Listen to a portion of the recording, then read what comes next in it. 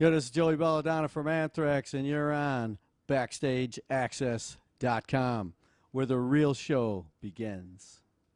All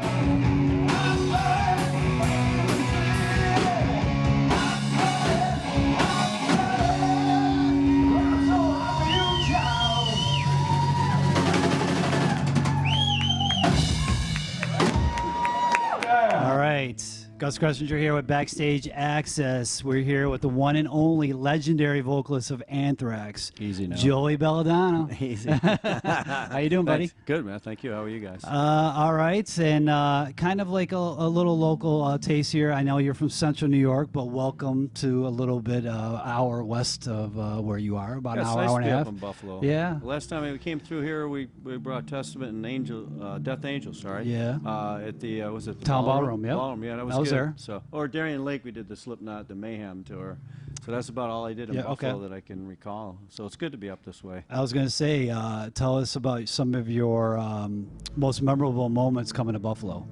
Well, my favorite one was to be at a Buffalo Vikings game and getting to meet some of the guys on the team. I was behind the Vikes bench. Okay. So he's a Vikings fan. Yeah, that's right. I didn't want to get into that part of it, but that was a fun moment. Right. But you know, all the shows that we played up are really great. Or I remember being up with Journey and Styx and Foreigner, and we had a fire alarm at the hotel, so everybody had to get out at 3 in the morning. So it was kind of funny seeing everybody pile out. But Queen.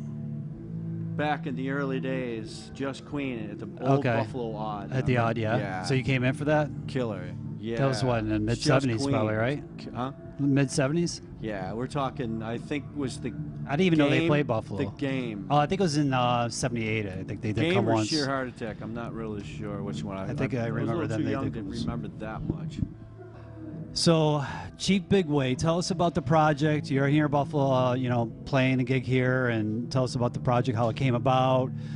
You've been doing this for a little bit, right? Yeah, I've been doing it for quite a while now. We're over like in 7 years now. Okay. It's a thing I like to play drums. I haven't played drums since '79 because I basically went right into lead singing. And, you know, of course, Anthrax just take on from there. And I just always like classic rock. I love doing some old type songs that I enjoy, and I always want to be able to play.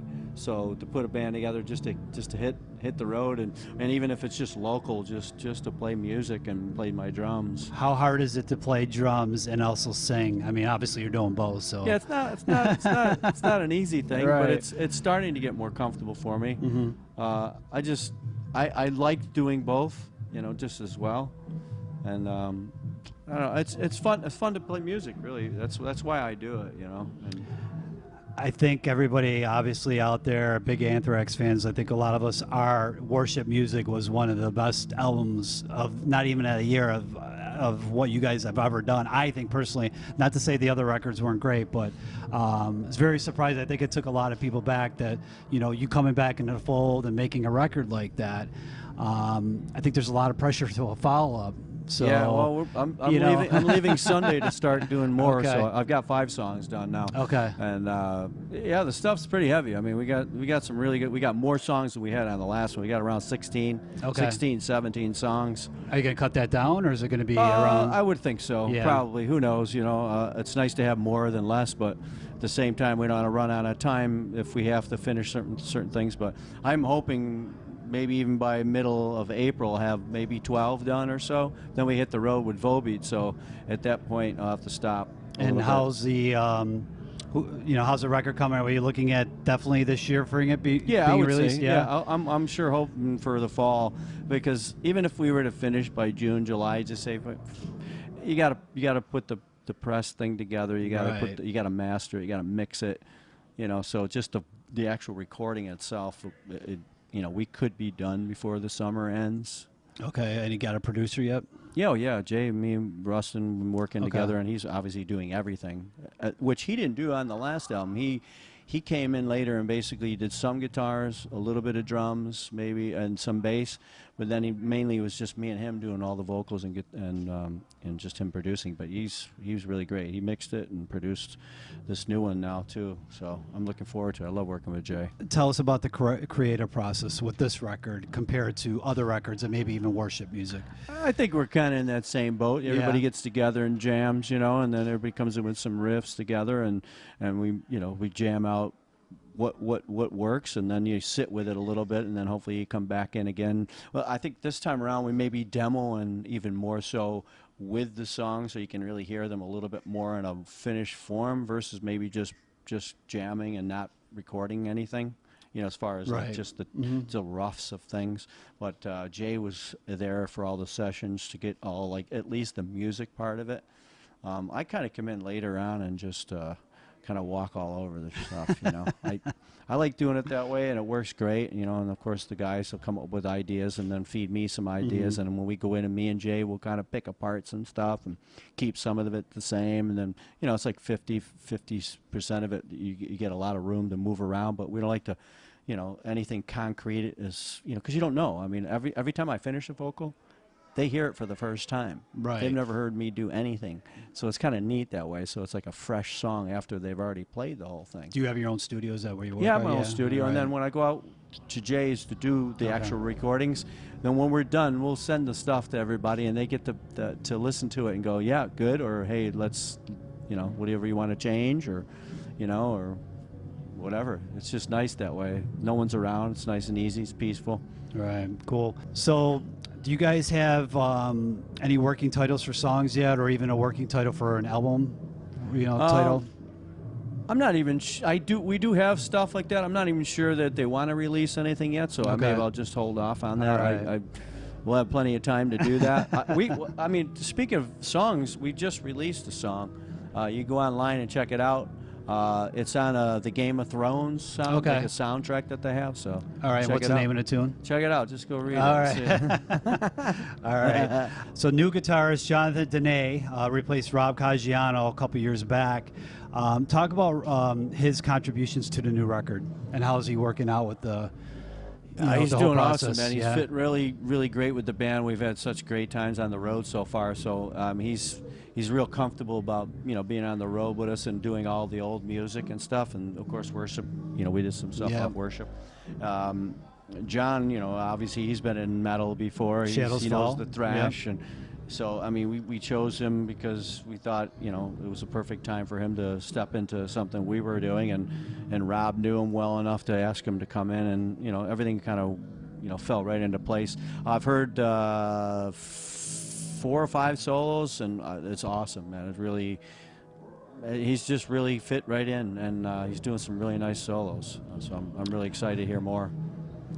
Unfortunately, and I hate to bring this up, but kind of when you did an interview over a year ago, you're talking about, your feelings with the guys in the band, and, unfortunately some heartfelt answers got maybe misconstrued or whatever, but everybody was kind of like, oh, you guys don't get along, and or whatever. I mean, I don't know if you want to clarify any of the things that you said, and, your relationship with the guys, has anything changed, or anything taken out of context, or? Well, I mean, I was just saying, over the years, I mean, it's just been a distant type of situation where it's not like, like the old days when I was in a band, we'd like go out together, hang together, do things together, and even though on the road we get along great, right? We really do. I mean, it actually is better than ever, because I mean, everybody is really focused to try to make it be a business and a working band that be moving forward to bigger, better things, right? And striving to be better overall. So I don't really have a problem with anything. I was just stating that a lot of things are just not as close as you could ever imagine. That people think that we're just, everything is just easy going. It's a challenge no matter how you do it. I don't think anybody dislikes anyone. I mean, obviously I was out of the band for a while, so obviously they had a reason to move forward. I think I always use it. I know Scott's been talking about it lately, like as if the lyrics weren't interpreted. I mean, to me, I think a lot of it was because they wanted to go through the 90s thing, and I wasn't quite the singer for that. I do my own style, and I have my own way of doing it. So I mean, obviously it works, and it could have worked, and it should have worked. But I'm just saying, sometimes things aren't as close as I'd like them to be, and more welcome at times, you know. And I think, but a lot of people out there just No disrespect, right? And they see a lot of these bands on stage, and I don't want to mention anybody, but you know, the bigger bands out there, they take their own limos and they take their own buses or whatever. They don't get along, Yep. or you know, they're on stage. It's a business, like you were saying. But you would never tell by looking at the guys on stage unless you're in the business or you know what's going on. And you're not saying that, obviously. You just said, you know, everything's going good as a business-wise, and I think people should respect that. And you guys are putting out great music. I mean, do we care that people aren't hanging out on stage or doing whatever? I mean, why? Well, I know everybody's curious to to see how you do your thing, and what do you do, how you do it, and you know what's it like to be in it. And obviously, you can take those small little blurbs of things that aren't as sweet as they could be, and that it sounds like rotten, and it really isn't. But obviously, there's always room for better and closer moments. You know, Right. I mean, now you can text, so you don't even need to call people, which Or email, stinks too, right? because there's nothing like getting on the phone and like digging deep with a topic. It's been that way. When I joined a band that I didn't even know the guy, so here I am, kind of the outsider in a weird way, which. I'm by far an easygoing guy. I can get along with anybody. So, but sometimes just people have their own ways of going about it. But yeah, you don't have to live together. You don't have to go out together. None of it's recommended if you don't want to, Right. you know, or isn't necessary. But I think it's good.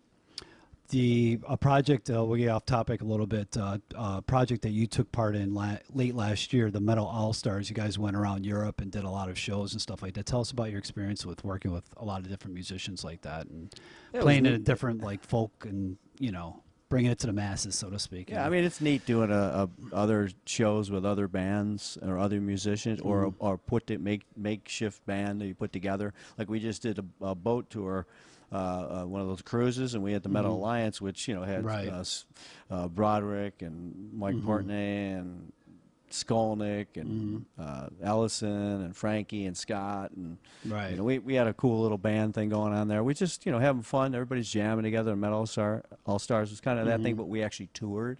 Right. So that was interesting. I mean, there's a lot of people. There's 35 people on that. You know, it's a lot to get right. Right. So how did you guys, like, practice, get ready for those gigs and whatnot? You just winged it? Everybody got the memo and said, here's what you're going to be doing. Here's going to be who's going to be playing with you. And then, you know, we did like 1.5 day or a night, should I say, or 2-3 hour span of a rehearsal. And you go, okay, all right, well, we're good to go. I mean, look, a lot of that stuff can be cool. I mean, I think everybody wants to be on board with some things, but, you know, I think you have to be into taking on a backseat of like who you're dealing with, because you want to make sure that you can get along. So you don't want to be a bossy guy, and you also want to make sure that everybody's on the same page. Sometimes it just doesn't work that way. But I like trying to do other things, jamming with people, because it's a different experience every time, you know.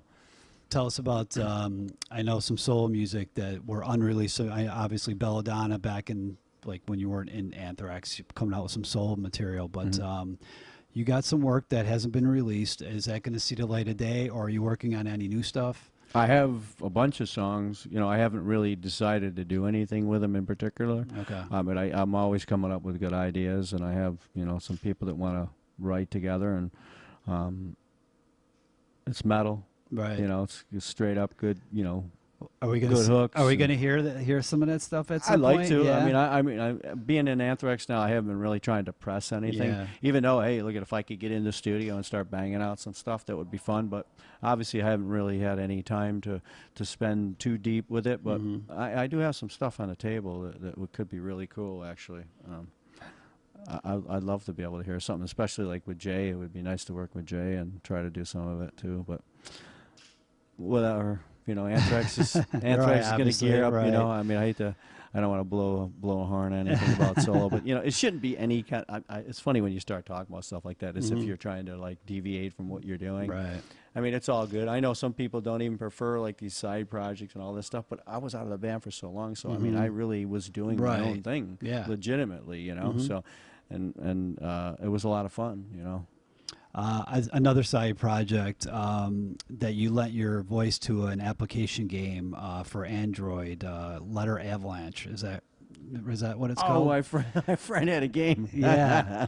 Yeah, he had this little cool game. And Right. he lives real close to me. And he said, could you do some voiceover for it? And I said, sure, come on up to the studio. And he was just telling me what he wanted. And he had a list of things to say. And so it was just cool, yeah. I love to do some voiceover. Right, I was love gonna doing like interpretations of voices. And a stuff. lot of people, like, if they can get that type of work, I mean, they love that. I'd love to. I was going to say, do you... I don't know any should I say doors to walk through on that end. I'd like to. It would be kind of fun.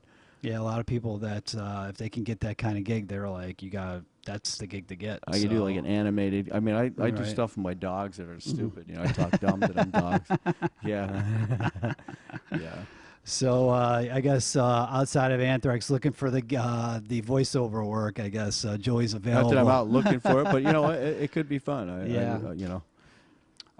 Anything else you want to talk about? Anything else besides the new record and the tour with Volbeat that's going to be happening this spring? And that's going to be how many weeks is that going to be? Well, that's April 24th. Starts, I think, in Denver. Okay. And then we end up in New York on the 2nd of July. Okay. So it's a good run. And band Crowbart. Crowbart. Really good. You got to check these guys out. I've seen them on the boat. Yeah. I checked them out. Really, really it's fantastic band. You know. But yeah, that's going to be a good run. Then we got some summer stuff coming up. We'll be doing all the those festivals and stuff in Europe. Yep. And then we'll come back, and then there's another fall tour yet to be announced for us in Europe. Little hint. No. I stay out of that. Yeah. I don't want to be the bringer. Joe doesn't want to be the bad guy. I don't want to be a lot of stuff. You know what? Even with we were saying about the internet, a lot of times there's no surprise. Right. Like even a set list, you can't even exactly what people are going to be playing. You know, we used to love I didn't even know what bands were playing some nights. I remember I'll never forget going to see Jeff Beck and the band REO Speedwagon was warming them up. Like, wow, these guys are actually pretty cool, and you had no idea that they were playing with them. You know, I like that stuff, man. You walk in, you have no idea. Special guest. That's all it says. Right. You know. Well, definitely check out the new record. Hopefully, be released this year. Unworking title yet. No title. But, well, it could be no cover, no title. Yeah, no cover, probably no title. Is one. I don't know anything about it. It's sitting on somebody's desk. It's probably they sent it to you. Probably like, oh, no, I didn't send nothing to me. I can vouch for that.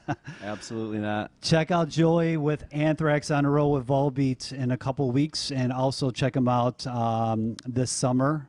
And on the festival circuit, obviously in Europe, and back this fall with unreleased. He won't tell me the date, so there might be some summer stuff too. Right. There may be some one-offs. There's nothing really in the summer yet for the States. Check out Anthrax's website and go to their Twitter and Facebook. Do you know the website offhand? Anthrax.com. Anthrax.com. I remember. I think that's it. And I know you weren't in the band, and I'm diverse in here, but I went to see them at New York Steel, and they all came out. Where? New York Steel. Yeah, where's that? That was a thing that Eddie Trunk put together in 2001 when 9/11 happened. Oh, okay. And they all came out in their suits. They said, "We're not changing our name." I know you weren't. I know you weren't in the band at the time. Definitely for a good cause. I was just saying, I didn't need to wear any of the suits. We're. I just, like I said, I'm diverse. I remember them coming out wearing that, and I was like, okay. No, you know what? Eddie Trunk's a good friend, man. I love Eddie. Eddie's got a good heart, man. I love him. So check out the sites and check out Joey on the road and BackstageAxxess. Thanks for taking the time. Thank you, man.